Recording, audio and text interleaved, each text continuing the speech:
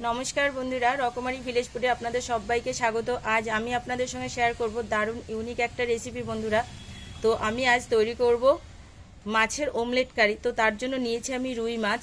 এখানে দুটো পেটিতে এখানে রয়েছে 400 গ্রাম মাছ আছে। তো আপনারা যে কোনো মাছে কাটা কম সেরকম কোনো মাছ নিতে পারেন।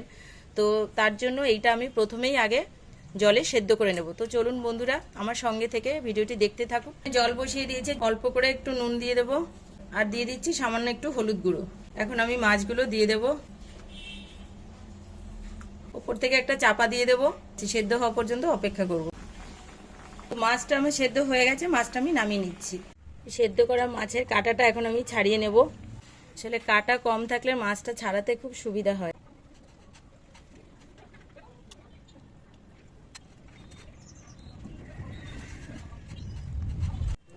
মাছটা এখানে সেদ্ধ করে দেখলেন তো যে কাঁটা ছাড়িয়ে নিয়েছি। এখন আমি এই মাছটাকে দিয়ে দেবো মিক্সির মধ্যে। দিয়ে দিচ্ছি একটা মিডিয়াম সাইজের পেঁয়াজ কুচি করে রেখেছি, সেটাই দিয়ে দিচ্ছি।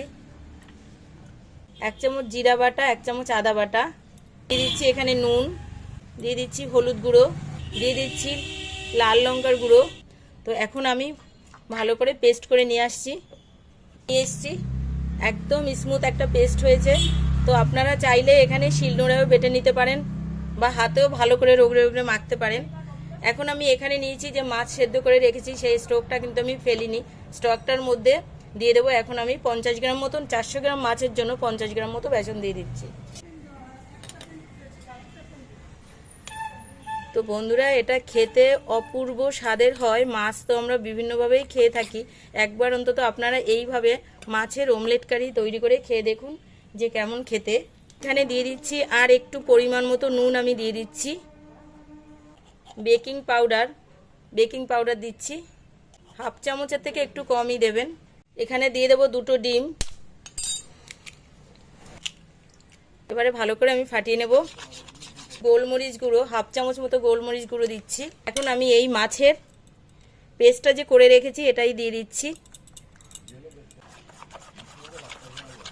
এখানে আর একটু জিনিস আমি অ্যাড করব, এখানে একটু ধনেপাতা কুচি দিয়ে দিচ্ছি। আপনারা চাইলে নাও দিতে পারেন, কিন্তু আমি এখানে দিলাম, টেস্টটা আরেকটু ভালো হবে। তো আমি গ্যাসে একটা চাটু চাপিয়ে দিয়েছি, চাটুটা আমার গরম হয়ে গেছে। এখন আমি এই অমলেটগুলো ভাজবো, সাদা তেলে নয় সর্ষের তেলেই ভাজবো বন্ধুরা। তো আপনারা চাইলে ঘিতেও ভাজতে পারেন। ব্যাটারটা দেওয়ার উপযুক্ত হয়ে গেছে। এখন আমি দিয়ে দিচ্ছি এখান থেকে 1 হাতা মতো দেব। তো আপনারা চাইলে বড় একটা তৈরি করেও পিস পিস করে কেটে নিতে পারেন, কিন্তু আমি এখানে একটা একটা করেই দেব। আর গ্যাসটা একদম মিডিয়ামে করে দেবেন। আর উপর থেকে একটা চাপা দিয়ে দিচ্ছি। চাপাটা তুলে নিয়েছি, এখন দেখব যে হ্যাঁ হয়ে গেছে। এখন আমি ডিমের অমলেটের মতনই, যেহেতু অমলেট কারি, আমি এইভাবেই ভাজ ভাজ করে নেব।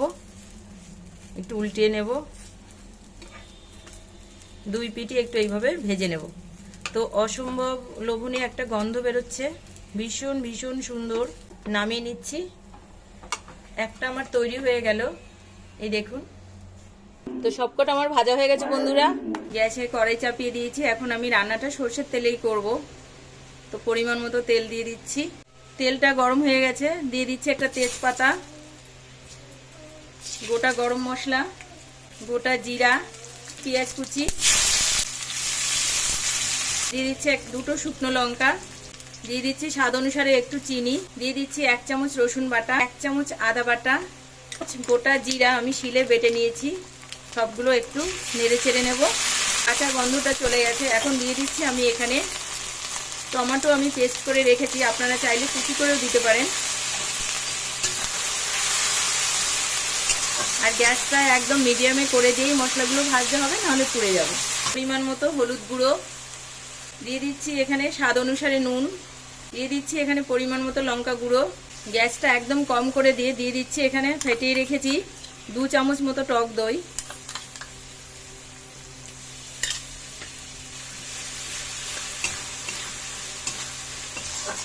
এখন একটু জল দিয়ে আমি ভালো করে কষিয়ে নেব।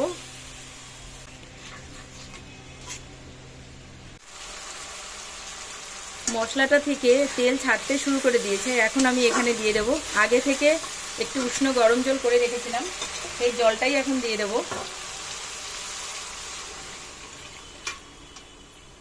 ওপর থেকে কিছু কাঁচা লঙ্কা, চেরা কাঁচা লঙ্কা দিয়ে আমি এখন ঢাকা দিয়ে দিচ্ছি। ঝোলটা ফুটে গেছে, এখন আমি দিয়ে দেবো অমলেটগুলো দিয়ে দেবো মাছের, আলতো হাতে একদম একটা একটা করে দিয়ে দেবো।